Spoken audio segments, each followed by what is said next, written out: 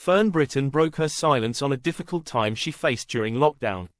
The celebrity Big Brother star's mum sadly died in 2018, and while dealing with her loss, the presenter's dad died at the end of 2019.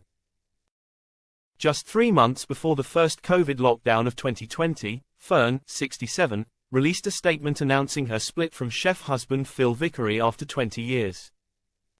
The back-to-back losses had the presenter struggling to breathe when she resorted to drinking and smoking to cope with her heartbreak. Fern says, "My mum died, and a year later, my father died, and the next year, my marriage died.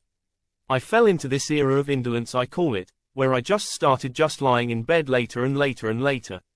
And then really, what was the purpose of getting up and getting dressed or getting showered or cleaning my teeth because I will soon be back in bed?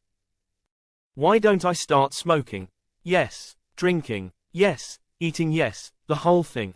And then it took me about a year to realize that I put a lot of weight on, that I was not breathing well." Fern had a huge wake-up call as she admittedly overdid the nicotine one evening. Driving home with her niece and a friend, she had to stop the car to be sick in the field. She continued, "I was in the hedgerow retching so much that I farted, and all I could hear in the car was the girls saying 'classy lady,' so I haven't touched one since."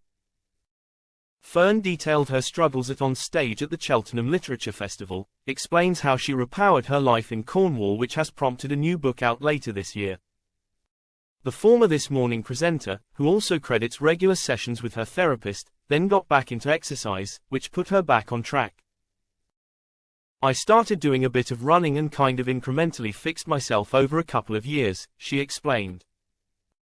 "There was a lot of mental effort and reflection and some therapy, and came out the other side feeling back to normal.